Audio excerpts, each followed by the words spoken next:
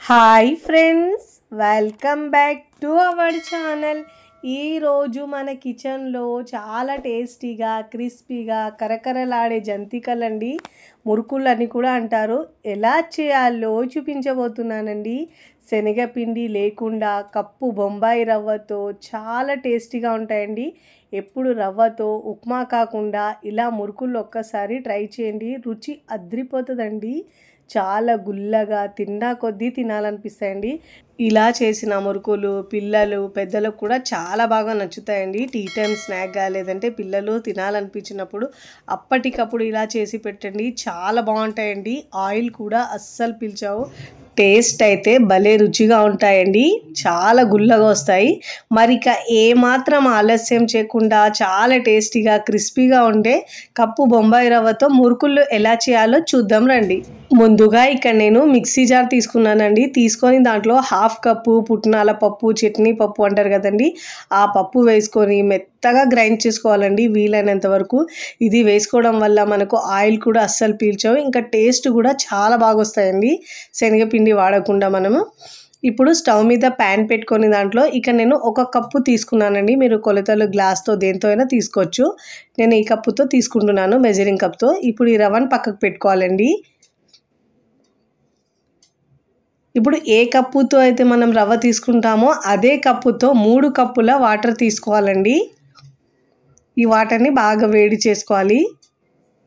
First time నా channel చూస్తున్న వాళ్ళు ప్లీజ్ నా ఛానల్ని సబ్స్క్రైబ్ చేసుకోండి, లైక్ చేయండి, పక్కనున్న బెల్ ఐకాన్ని ప్రెస్ చేయండి. ఇలా ప్రెస్ చేయడం వల్ల నేను పెట్టే వీడియో నోటిఫికేషన్ ముందుగా మీ హోమ్ పేజ్కి వస్తాయండి.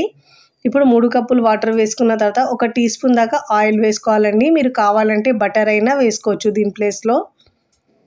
ఇప్పుడు దీంట్లో రుచికి సరిపోయినంత ఉప్పు వేసుకోవాలండి, మీ టేస్ట్ని బట్టి యాడ్ చేసుకోండి. ఇప్పుడు దీంట్లో కారం వేసుకోవాలండి, 1 టీ స్పూన్ దాకా కారం వేసుకోవాలి. దీంట్లో పసుపు వేయద్దండి, నేను వేయట్లేదు దీంట్లో, మీరు కావాలంటే వేసుకోవచ్చు. ఒక 3 టీ స్పూన్ల దాకా నువ్వులు వేసుకోవాలండి, నువ్వుల ఫ్లేవర్ చాలా బాగుంటుంది. వాము 1 టీ స్పూన్ దాకా వేసుకోవాలి. ఇప్పుడు చూడండి, వాటర్ బాగా మరుగుతున్నప్పుడు ముందుగా మనము కొలిచి పెట్టుకున్న రవ్వ వేసుకోవాలండి. 1 కప్పు రవ్వకి 3 కప్పుల వాటర్ని యాడ్ చేసుకోవాలి ఇప్పుడు దీనిలో. ఇప్పుడు ఇలా స్టవ్ని సిమ్లో ఉంచి ఇలా బాగా ఉండలు లేకుండా మిక్స్ చేసుకోవాలి. చాలా టేస్టీగా ఉంటాయండి ఈ మురుకుళ్ళు అయితే. ఇప్పుడు ఇలా ఉండలేకుండా బాగా మిక్స్ చేసుకోవాలండి. ఇప్పుడు ఇలా బాగా మిక్స్ చేసుకొని మూత పెట్టేసి 1 నిమిషం పాటు ఉంచుకోవాలండి.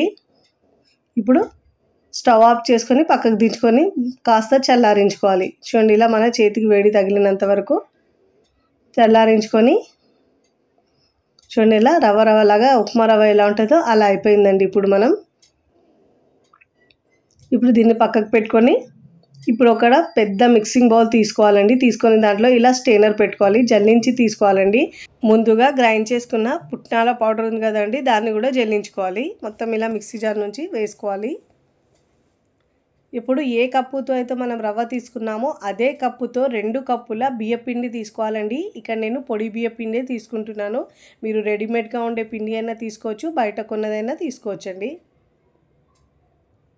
ఇప్పుడు 2 కప్పుల పిండి వేసుకొని పిండిని జల్లించి తీసుకోవాలండి. ఇలా జల్లించి తీసుకోవడం వల్ల మనకు మురుకులు చాలా గుల్లగా చాలా బాగా వస్తాయండి, చాలా టేస్టీగా ఉంటాయండి. ఎప్పుడు తినే మురుకులు కాకుండా ఒక్కసారి ఇలా ఉప్మా రవ్వ వేసి చేయండి, చాలా బాగుంటాయండి. ఆయిల్ కూడా అస్సలు పీల్చవు, చాలా క్రిస్పీగా తిన్నా కొద్దీ తినాలనిపిస్తాయండి, అంత బాగుంటాయి. పిండిలా జల్లించి తీసుకోవాలండి. ఇప్పుడు ఇలా దీంట్లో వేస్ట్ ఏమైనా పార్ట్ మిగిలింది కదండి, దీన్ని పక్కకు తీసుకోవాలి. ఇలా జల్లించుకున్న తర్వాత ఇప్పుడు దీన్ని పక్కకు తీసుకోవాలి. ఇప్పుడు ముందుగా మనము రెడీ చేసుకున్న ఉప్మాని దీంట్లో వేసుకోవాలండి పిండిలో. దీంట్లో వాటర్ ముందే వేయద్దండి, చూసుకుంటూ కలుపుకోవాలి, లేకపోతే బ్యాటర్ పల్చగా అయిపోతే మళ్ళీ మురుకులు వేయడానికి ఆయిల్ ఎక్కువ పీల్చేస్తాయండి. ఇప్పుడు ముందుగా మొత్తం ఇలా మిక్స్ చేసుకోవాలి, ఈ పిండిలో రవ్వను బాగా మిక్స్ చేసుకోవాలి. అప్పుడే మనకు వాటర్ ఎంత వేయాలో క్వాంటిటీ తెలుస్తుందండి. ముందే వాటర్ వేసుకుంటే బ్యాటర్ పల్చగైందంటే మనకు ఆయిల్ ఎక్కువ పీల్చేస్తాయండి మురుకులు అయితే. ఇప్పుడు ఇలా పిండిని బాగా మిక్స్ చేసుకోవాలండి. ఈ రవ్వ మొత్తం పిండిలో బాగా మిక్స్ చేసుకోవాలి.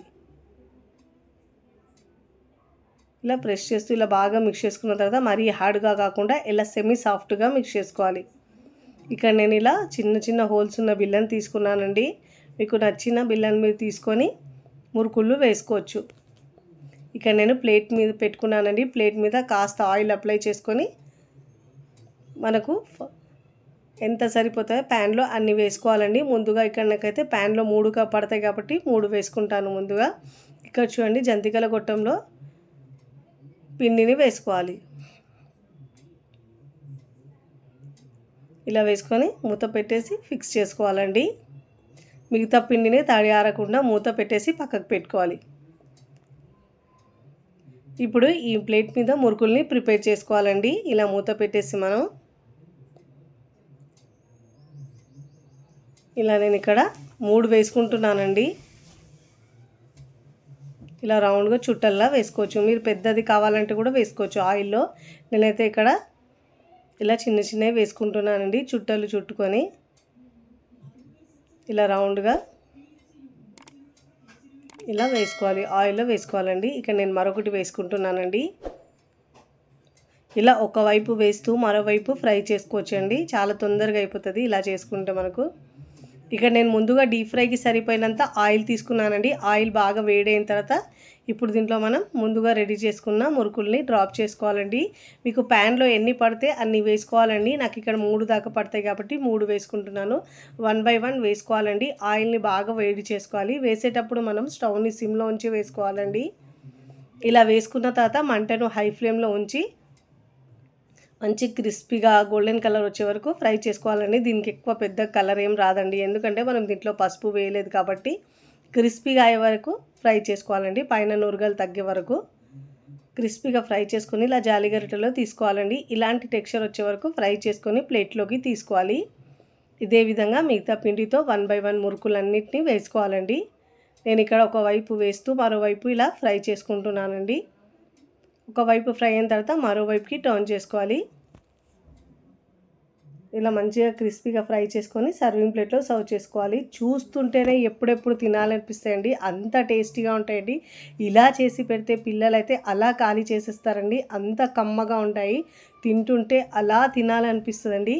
మీరు కూడా తప్పకుండా ఇంట్లో ఉండే బొంబాయి రవ్వతో ఒక్కసారి ఇలా మురుకులు ట్రై చేయండి. ట్రై చేసి ఎలా కుదిరిందో నాకు కామెంట్ ద్వారా తెలియచేయండి. ఇక్కడ మీకు తుంచి కూడా చూపిస్తాను చూడండి, ఎంత గుల్లగా వచ్చినాయో. 15 రోజుల వరకు స్టోర్ చేసుకొని తినేసేయండి, కానీ చేసిన రోజే ఖాళీ చేసేస్తారు, అంత కమ్మగా ఉంటాయండి. వీడియో నచ్చితే లైక్ చేయండి, ఫ్రెండ్స్ ఫ్యామిలీకి షేర్ చేయండి. మరికొన్ని టేస్టీ సింపుల్ క్విక్ రెసిపీస్ కోసం టీ కిచెన్ని సబ్స్క్రైబ్ చేసుకోండి. కమెంట్ చేయడం అస్సలు మరవకండి. Thanks for watching.